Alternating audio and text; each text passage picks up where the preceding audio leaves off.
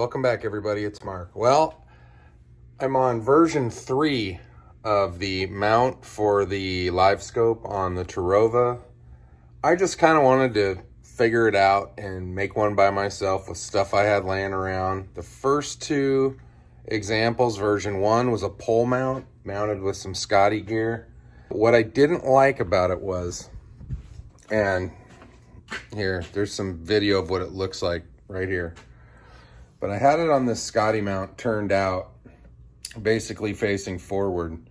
And the pole, which is right here, okay, had a gear head mount. And then the transducer was mounted towards the bottom of this. So it sat something like this. My problem with this was there was just so much movement in it. Hit the trolling motor for speed and, try to advance the boat a little bit. This thing would kind of kick out, and it was kind of all over the place. So it wasn't stout enough. All right, so what version 2 saw was a piece of Schedule 80 PVC pipe 4 feet long. And it was mounted using mineral axe straps onto the shaft of the motor, which looks something like this. Then a piece of all thread to another one of these. And it went all the way down the side. My failure was I didn't take into account the system that locks the motor in right here.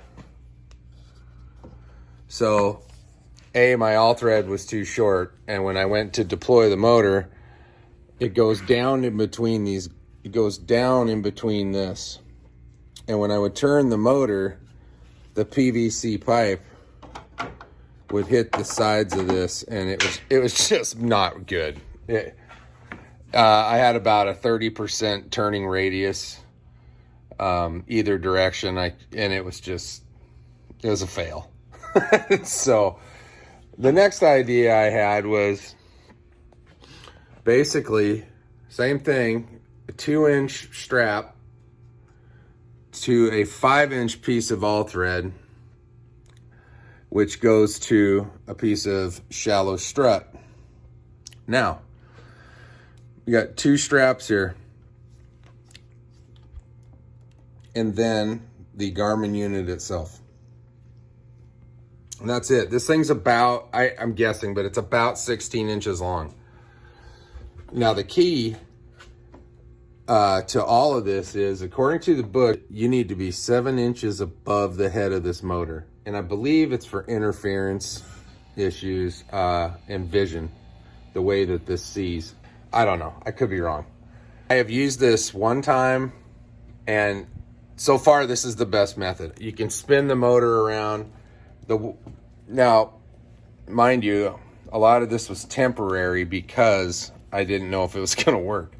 So what I did was I basically followed, it's taped, not zip tied, to my transducer for the Garmin unit that's mounted here on the bottom.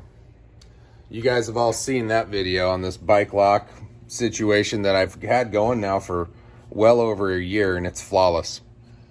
I'd recommend it if people don't want to spend hundreds of dollars on a solution. $20 bike lock and some carabiners work magic. So, but that's all I got. I got it taped off here, and it does run across the boat. I don't stand over here, so it's never an issue. I got a lot going on right here. And it just, like I said, my cable runs down, and it's just up in here with all this. And it works. For me, I would rather have it now after having it both ways on a pole and on the trolling motor. I would much rather have it on the trolling motor. And I can dictate where it goes. I know there's solutions out there now for $800 or so that you can have it mounted on your shaft, and it has a separate foot pedal that turns just that independently. But what I found is it's easier for me bass fishing, okay? I'm not big on crappie fishing, which I know if you're crappie fishing, you're probably going to sit still somewhere. So if I was going to do that, I might just drop anchor. What the hell was that? I might just drop anchor. And then I can point this anywhere I want it. And granted, your spot lock's kind of ineffective, because if you're in spot lock on a windy day, that thing's going all over the place trying to hold you into position. So it's kind of useless to have this on your trolling motor and spot lock. But like I said, if you drop anchor, you can continue to kind of swivel this around exactly where you want it. But, you know, as far as like bass fishing for me, if I'm running down a bank parallel, that thing's pretty straight in front of me the whole time. So I'm seeing what I need to see.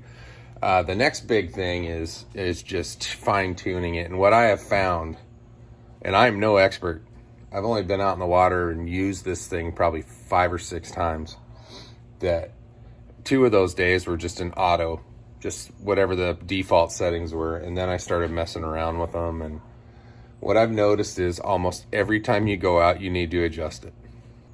It's a toy, but I think once you figure out how to get past, you know, just the nuances of the new toy and quickly be able to bounce back and forth between settings and adjust it appropriately for where you're at, it's a game changer. And I can't say I have caught fish with it on, looking in front of me, and I don't know that I was paying attention. Sometimes you don't see your lure. It's not an exact science, and that's due to probably settings on my behalf. But I can't say that I have caught a fish. I have seen my lure and a fish come over and take it, and then me reel it up. Now I've caught fish with it out in front of me with this on.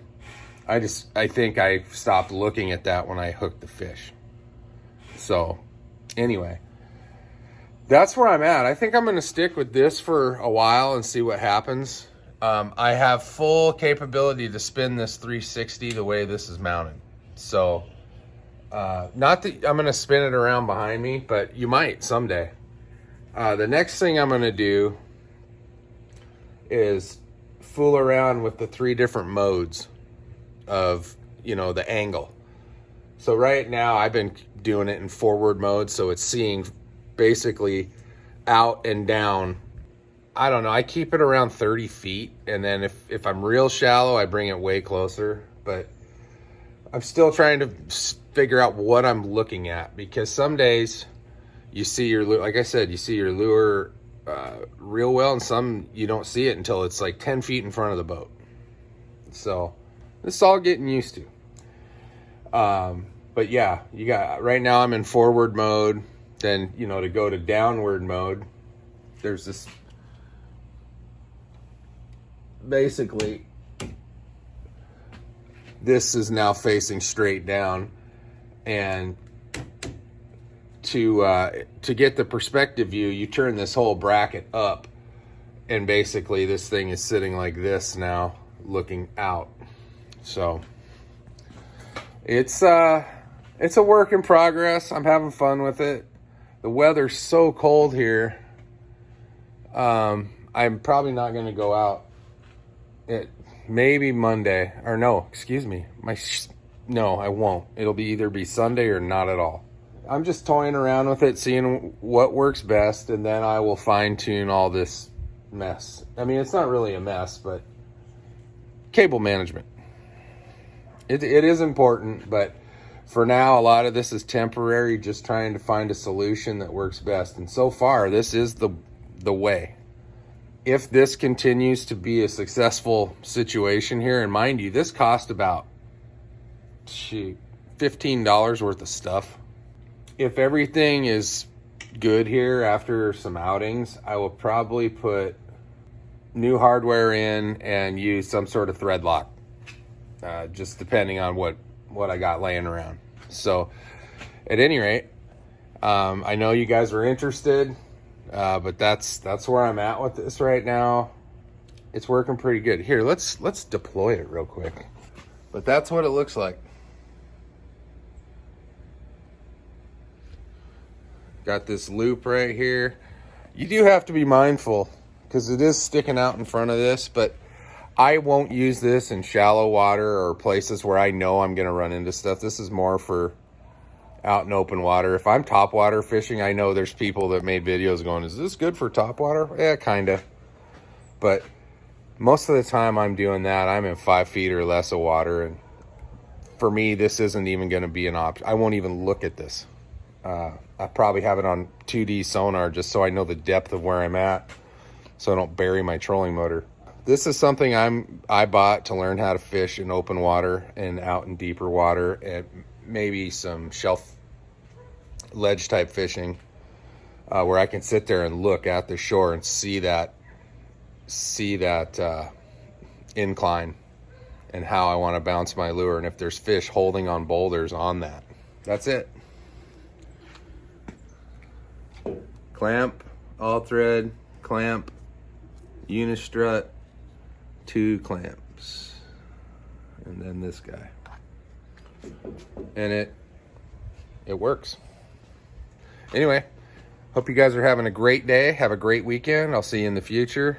Take it easy.